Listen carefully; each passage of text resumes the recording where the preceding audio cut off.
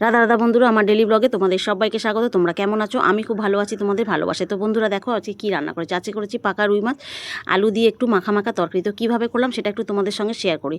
দেখো বন্ধুরা, আমি মাছটা ভালো করে নুন হলুদ মাখিয়ে ভালো করে ভেজে তুলে নিয়েছি। তারপরে আমি ওই কড়াইতে তেল দিয়ে তার মধ্যে আমি দিয়েছি আলু, লম্বা করে কেটে রাখা আলুগুলো ভাজা ভাজা করে নেওয়ার পরে ওর মধ্যেই আমি ওই তেলের মধ্যেই আমি পেঁয়াজ দিয়েছি বেশ কিছুটা। পেঁয়াজগুলোও ভাজা ভাজা হয়ে গেলে অল্প একটু কড়াইশুঁটি দিয়েছি। কড়াইশুঁটি দেওয়ার পরে দিয়েছি নুন হলুদ লঙ্কার গুঁড়ো জিরের গুঁড়ো ধনের গুঁড়ো পাকা টমেটো আর দিয়েছি আদা রসুন বাটা দিয়ে আলুটা মশলাগুলো নিয়ে ভালো করে কষিয়ে নিয়েছি। কষিয়ে নেওয়ার পরে আমি জল দিয়ে দিয়েছি।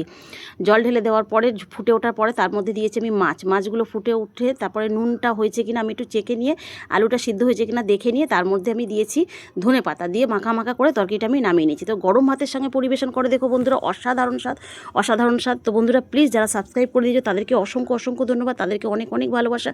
তাদের জন্য আমি ভগবানের যে প্রার্থনা করি তারা সুস্থ থাকো, সাবধানে থেকো। আর বন্ধুরা যারা সাবস্ক্রাইব এখনও করোনি তারা সাবস্ক্রাইব করে আমার পাশে থেকো। আর ফেসবুক বন্ধুরা তারা আমার ফলো করে পাশে থেকো। আর বন্ধুরা যারা লাইক কমেন্ট শেয়ার করবে তাদের নাম আমি পরের ভিডিওতে উল্লেখ করব।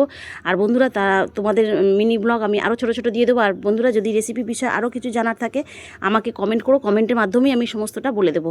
আর বন্ধুরা যারা নতুন রেসিপি কিছু শিখতে চাও বা জানতে চাও তারা আমাকে কমেন্ট করতে পারো, কমেন্টের মাধ্যমেই আমি সমস্তটা বলে দেবো। আর বন্ধুরা তোমরা ছাড়া এগিয়ে যাওয়াটা কোনোভাবেই সম্ভব নয়, তাই তোমাদের সাপোর্ট আমার খুব দরকার। আর বন্ধুরা আমার হোম ডেলিভারির বিজনেস আছে, আমাকে যারা হোম ডেলিভারি নিতে চাও বা ছোটোখাটো অনুষ্ঠানে অর্ডার দিতে চাও তো তারা কমেন্ট করো, তাদেরকে আমি সেটাও বলে দেবো। তোমরা সাবধানে থেকো।